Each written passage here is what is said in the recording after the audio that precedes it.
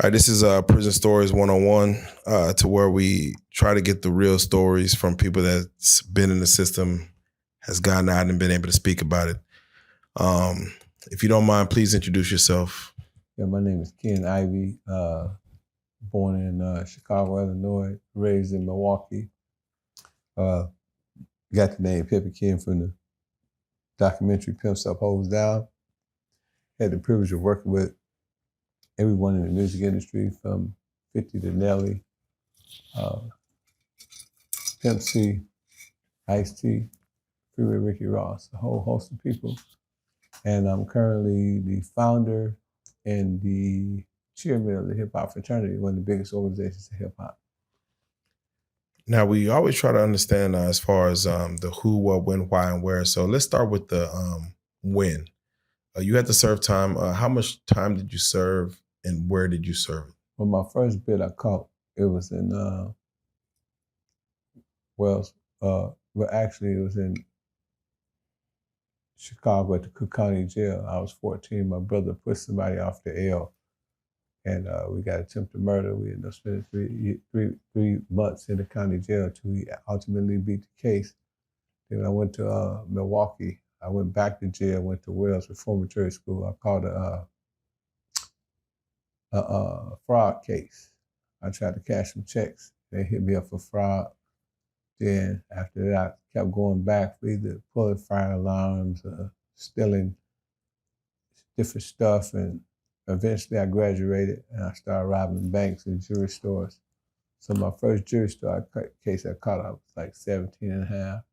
They sent me up to Green Bay Reformatory School. They sent me to Calamarine, which was the camp. And I went to Oak Hill, and I paroled from Oak Hill. Did a lot of time in the county jail in Milwaukee. I stayed out for a few months, ended up going to the federal prison for bank robbery.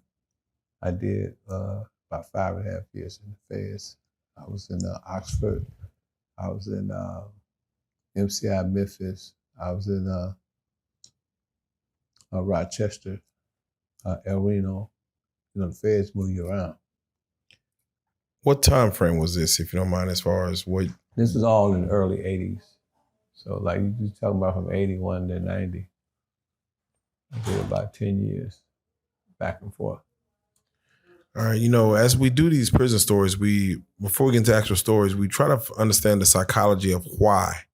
Why were you in a situation that led you to be incarcerated so many times? Like, what in your life led you to, do the things you did to be able to land? Well, the first time I really wanted to go to jail was when my brother went to jail. So my oldest brother, Kylie, went to jail first. He went to Wells Reformatory School. My mom used to come see him every day and bring him food because they let you cook and they had picnic tables. I was real jealous, I was real sad because, he was getting all the attention. And I wanted to get the attention, because I thought I was my mama's baby boy. Because I was, at that time, the youngest. And I felt if I went to jail, I'd give my mama love, So I ironically, subconsciously was feeling stupid like that. And I quickly found out after my first bit that mama ain't coming to see me, you know what I'm saying? That was just something she did because that was the first time she experienced it. But what I did do is I learned how to become a better criminal. So I hung out with all the slick dudes and all the hustlers and all the fast criminals and shit. They just taught me how to be a better criminal. And that's what jail does. Jail show you how to be more of what you are. So you might graduate from bank robbery to selling drugs, from selling drugs to pimping. That's what prison did. I encountered people every time I went that had a slicker hustle than what I had, and I adapted those hustles. Definitely. And, as we talk about the why, we always want to talk about the who as far as when you got incarcerated, who did it affect as far as who did you leave behind? Who was the victim of your criminal activities? Who was at the crusp of what happened? I don't think nobody was affected because from the time I started going to jail to the time I finally got out and stopped going to jail, I ain't had no kids, and it was so many of us. I had so many brothers and sisters, that, it was out of sight, out of mind.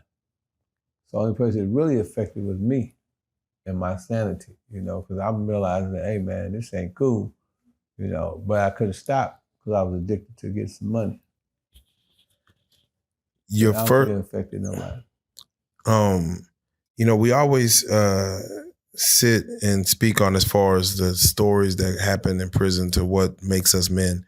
For you yourself, the mentality that you have going into prison, how did you look to like do your time? Like, were you looking to like be to yourself? Were you looking to like to get into a gang affiliation? Well, when I first went to the detention center, I was scared shitless. You know what I'm saying? I didn't know what to expect. And then I quickly found out that you had to fight. So after that, I learned how to fight. And then once you get a reputation that you'll fight, then it goes to the next level. You want to go to school. You begin to miss your childhood. And you take advantage of the different programs that the prison have, like basketball, school, GED. And I started focusing on that. And then, I found out that I really loved myself because I used to love to be in my cell and read. And I read books like The Jets and The Ebony, those books back in the days. And I look at the pictures too, but I couldn't really read as well as I can read now. But I really started to develop when I started seeing all the brothers in the prison were smart. Everybody in jail is a philosopher, you know what I'm saying? They're a psychiatrist, they know everything. They're a lawyer, like Rodney Boats. He was a lawyer when he was in prison. You meet a lot of those dudes, you meet a lot of Muslim dudes, and then you got the facet, the underworld, the gangs and stuff like that. So I bypassed that. I started hanging out with the Muslim brothers, and I started learning about Islam and learning about different things, and that's how I was able to develop the character of the man I was. So once I became a Moorish American, I started reading the Moorish Circle 7 every day. And I started reading literature, and then just to shape my character, I just started getting curious. Started reading books like Think and Grow Rich, Og Mandingo, Dale Carnegie. Just a whole host of books at that time was popular. And so that shaped me, but I still had that griminess in me, right? So I had to get rid of that. I had to get rid of those demons that was inside me. So I didn't learn quite right the first time, but the second time I went, I joined the Moorish Science Temple. I was already a member of Moorish Temple, but I started functioning with the brothers, and I became the Grand Sheik, the leader. So I was a leader of a whole bunch of people in prison, right? It was crazy because I was young. I was in my 20s, and I didn't understand why these people respected me and kicked it with me like that. But I found out that I was a soybean junior. I kept my ears on record and my sponge on absorb. So I was absorbing a lot of game, and I was able to dissect, the teachers. And I go to the prison chapel and I listen to Farrakhan all day, every day, all day. Farrakhan, Wharf D. Muhammad, and Malcolm X. That's all I used to do. And so I eventually got a job, working in the chapel, and I was able to do it more. So it started shaping me as a man. Then I started having intelligent conversations with intelligent men that had did a whole lot of time. And the brothers be saying like, man, you the one. You the one. When you get home, man, you gonna do all right, man. You shy, brother. You shy to be in your 20s and not out here, stabbing brothers and fighting and acting crazy and gambling and not smoking and drinking. I didn't do none of that. And so I came home, put my little kufi on, and every broad I would mess with, I'd show her all the books, because in jail, books is something, so I thought I was impressing, like, look at these books I read, And some broads, they'd be happy, they'd sit down there, read for a couple of days, act like they like you, then they'd come about their business.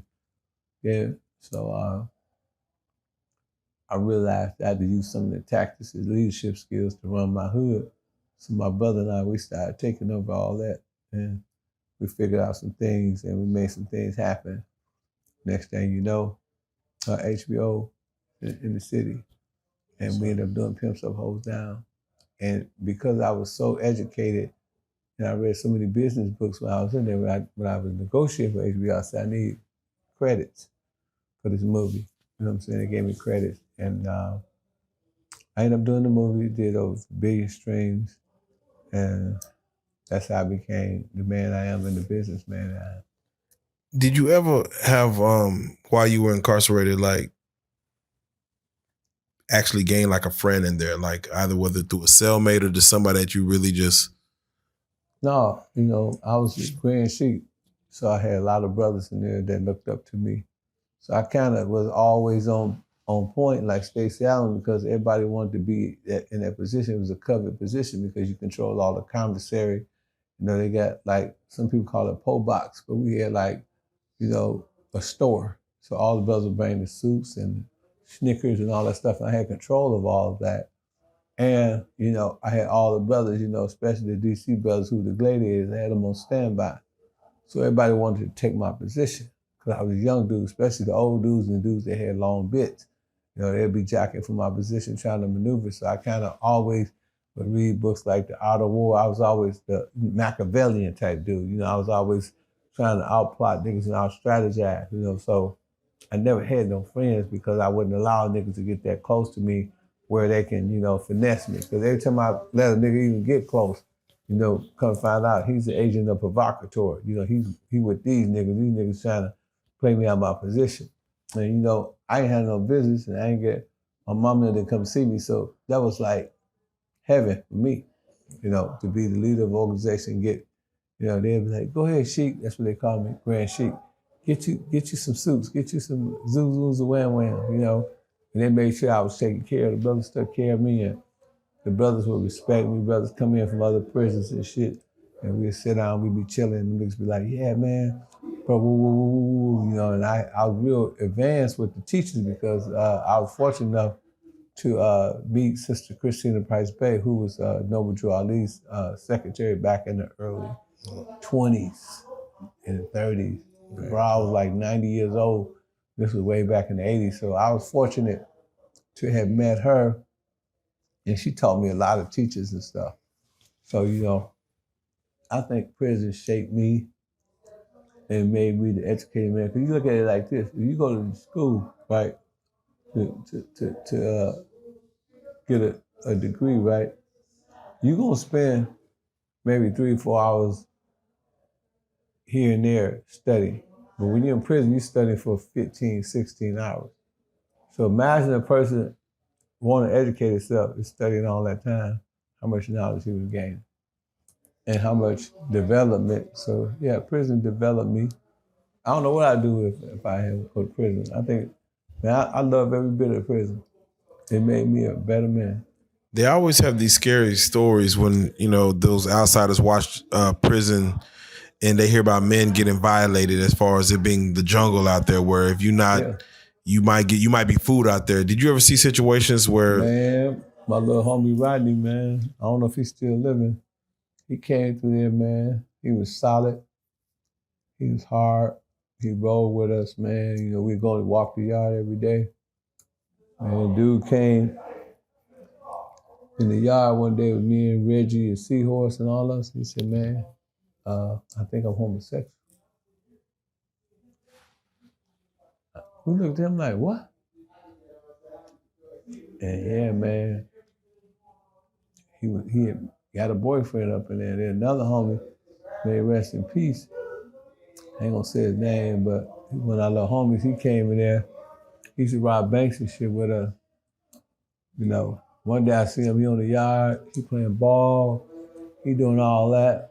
And the next thing I know, he walking with another man, a little Indian dude. He was with that dude for we did about 2 years in that joint. He was with that dude every day. Then when I was a kid, and I was in Cook County, his brother named Black. He was a gangster disciple. Dude named Finney, he was an Air rookie. Both of them liked me and my brother, you know what I'm saying? We were some young players. And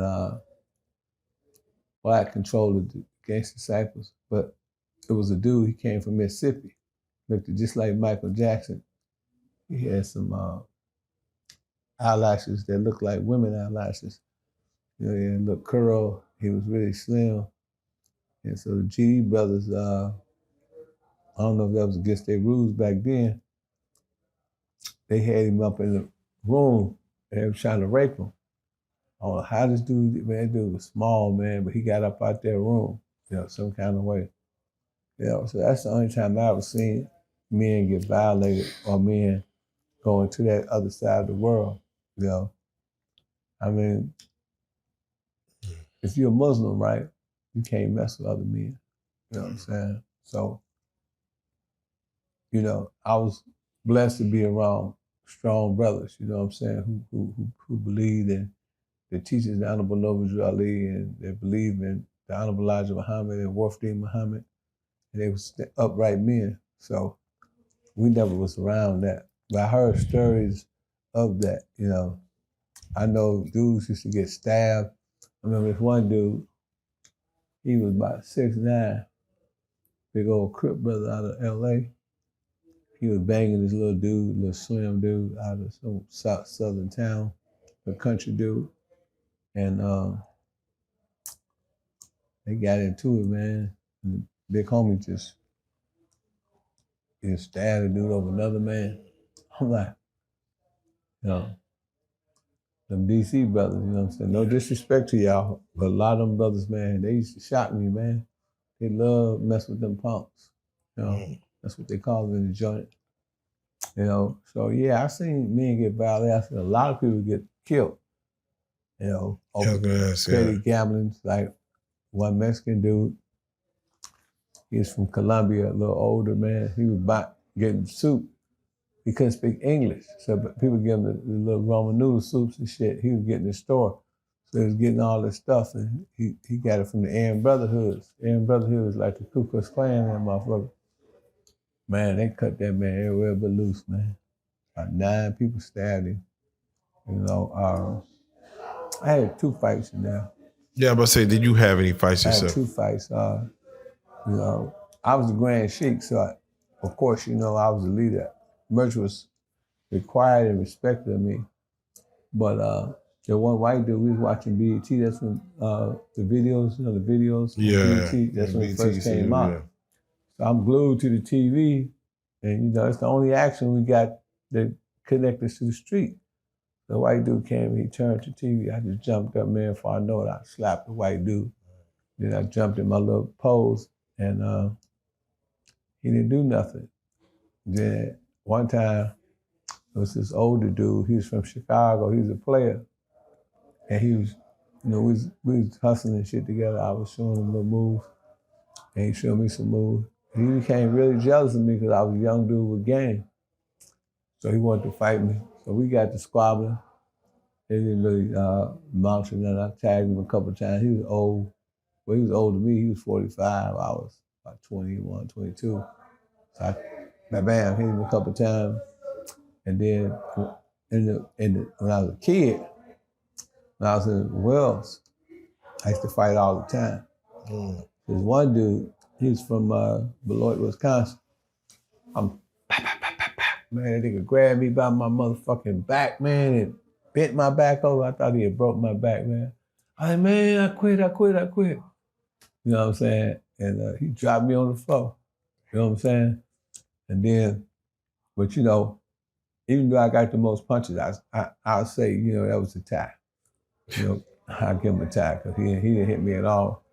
Then I had a fight with this dude named Tony Cheney and Carl Gilbert. They was the bullies in the prison.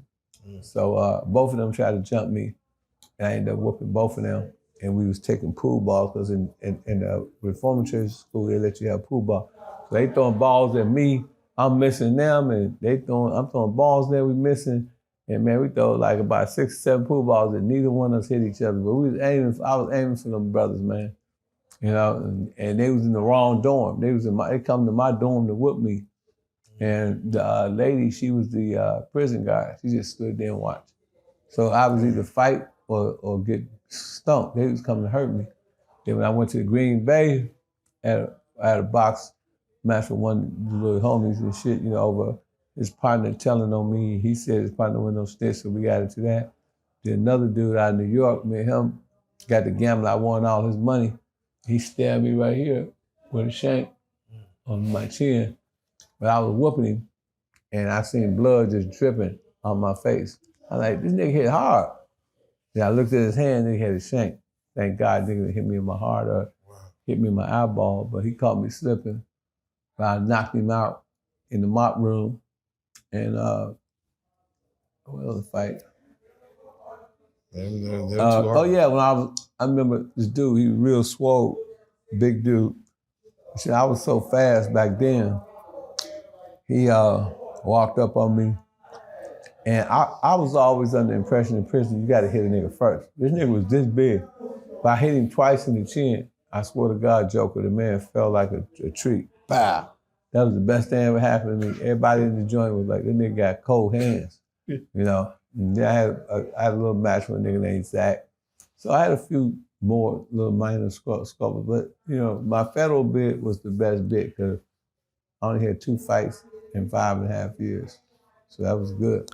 Did you ever find, I don't want to say find love, but did you ever have a situation during that federal bid that you found with the CEO, a situation that you kind of fell for? Yeah, it was a lady named Miss Glover. We was in MCI Memphis. And I worked it slowly but surely, and I got up under her, right? And she would be licking her lips and playing games, so I ended up being her tutor in her class. But the problem was I was a dummy. I couldn't tutor my damn self at the time. You know what I'm saying? I can read and write, but I was scared to write on cause I didn't want to get those spelling words spelled wrong. And she was like, get on the thing. But I had so much respect in the prison, and I spoke well. You know, I was a good speaker, but you know, I wasn't a good speller. So she was amazed by the respect that I had, you know, as a young dude. So one time she took me up in her office and she opened her legs, and you know, she acted like she wanted to have sex or whatever. I was too short. I couldn't do a joke. I said, man, if I have sex with this bitch, man, I said, I ain't gonna never hit the streets. If she turned her back, if she screamed rape. So I almost had some pussy. And because anybody that ever been to MCI Memphis, in the teacher room, they got a stairs you go up, and that was her office. And she would call us in the office. But I know a few other niggas that did fuck her, though. I had a partner, he was out of Jersey. He knocked the bitch in the laundry. Cole knocked the bitch, man. He was fucking the shit out of that bitch. They got caught fucking. They was fucking too much. I told him, I said, dawg, you fucking too much, man. You got to lay up off that bitch. You know, but he was a little slim nigga, man. Nigga had like, he was in the feds, he was working in the laundry room. He had maybe about 30, 40 years. That nigga, he said, man, I gotta, you know. And the bitch was ugly as a bag of rocks, man. Oh, ugly ass white bitch. But she loved that nigga. He got up under, you know. You know, we do these stories in order to make sure that people stay away from prison. The goal is to deter young men that take penitentiary chances. If you were to give some advice to individuals that's out here taking those chances, what advice would you give them as far as to stay away from having to do time or do extended time? The biggest problem most brothers make is they get on probation or parole, 5 or 6 years. They get a job. They work extremely hard. They do everything their parole officers tell them. The minute they get off parole, they're like, I'm free now. They get to doing the same dumb shit they did to get in there. And that's why they call it recidivism in the revolving door. So what I did was I put myself on probation. So I still didn't smoke. I still didn't drink. You know what I'm saying? I made sure I had driver's license. I made sure, you know what I'm saying, that I didn't carry guns. I made sure I didn't hang around people that got guns. If somebody get my car, I say, man, I'm ex-felon, you got a gun or any drugs? And I learned from being on probation, so I started probating myself. And also learned to live my life like I was on trial. So if me and my nigga got into a shootout and we had to down some niggas, when I was a kid, I was like, yeah, man, we killed them fools, or we shot them fools, or some shit like that, or we sold some dope, or we pimping on bitch. I would say dumbass shit. So I learned to live my life on trial. I learned everything you say would be used against you in a court of law, and that if you ever had to go to court, why give the district attorney the evidence that they need to convict you? So I just stopped, you know, I don't talk about no old business, you know what I'm saying? I mean, I don't make no new friends, you know what I'm saying? I stay away from niggas, you know what I'm saying? I mean, you know, if I'm hustling or whatever, I sell nigga DVD or motherfucking tape, I'm out of there. You know what I'm saying? I don't hang around niggas too long.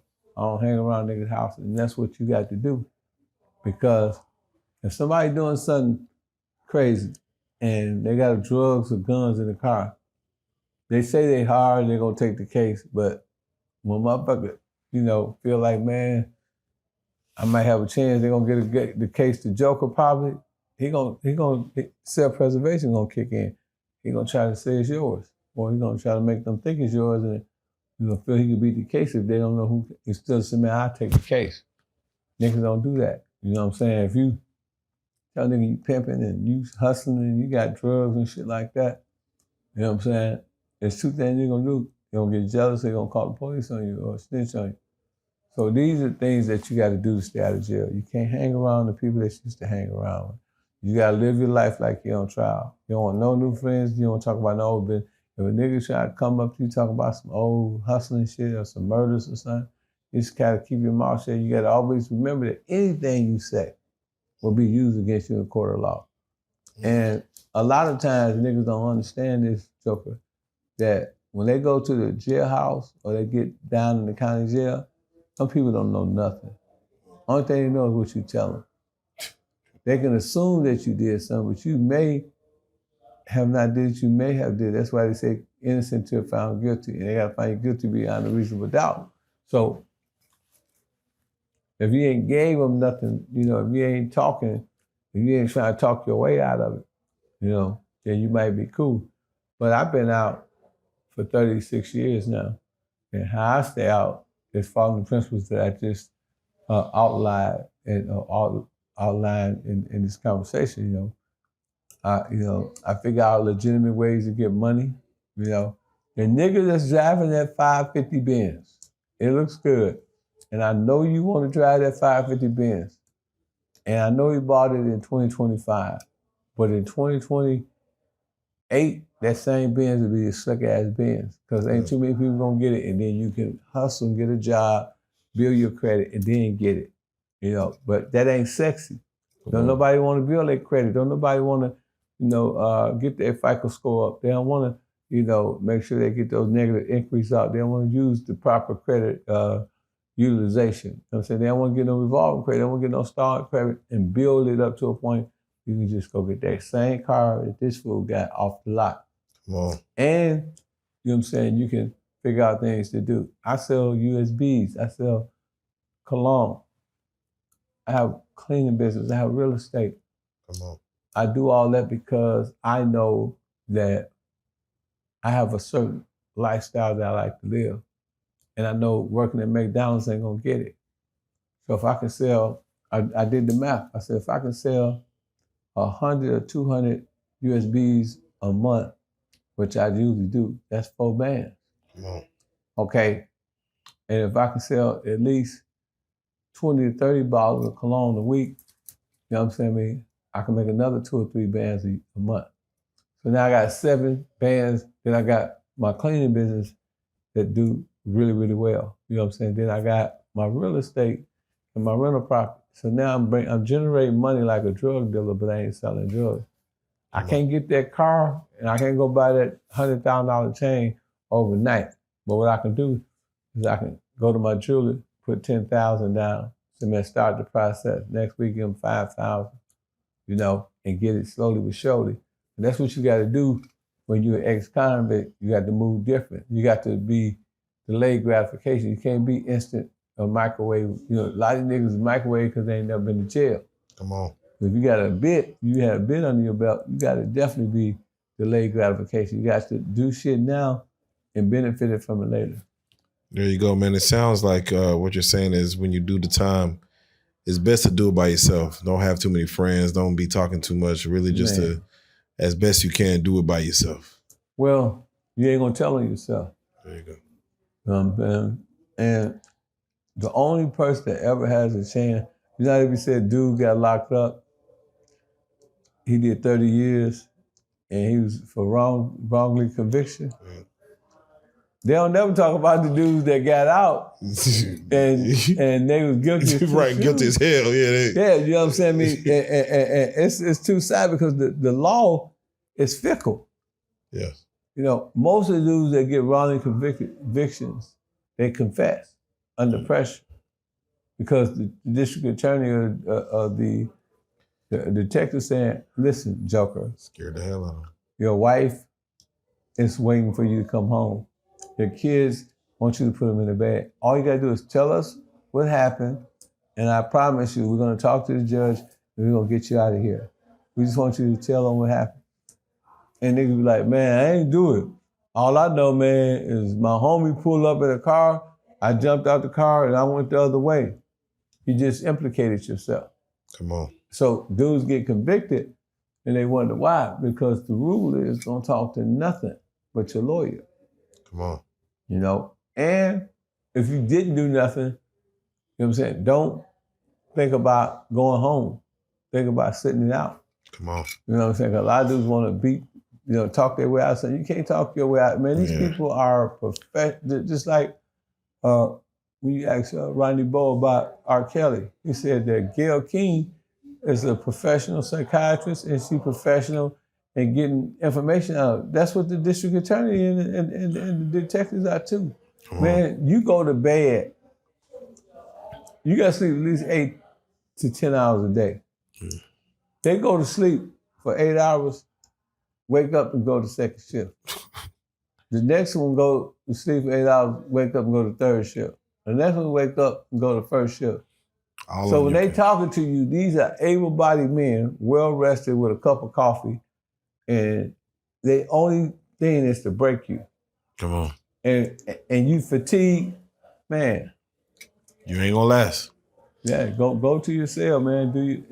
Even if you did it, still go to your cell. Yeah, I think people do want to go home so urgently because they got caught so randomly and quickly that their mindset is, I need to just get home. And depending on how much money you got. Yeah, like how Ronnie said, the sucker, how good the pussy is, depending on how many times they done told before you got out. And there you go, man. With that being said, man, again, this is education, man. I appreciate you, Ken, coming in and tell these stories. I know you got many more stories, but we try to get these ones one at a time. So I got to say it. I appreciate you coming on Prison Stories 101 and teaching us a little game. Again, right, as always, I appreciate you.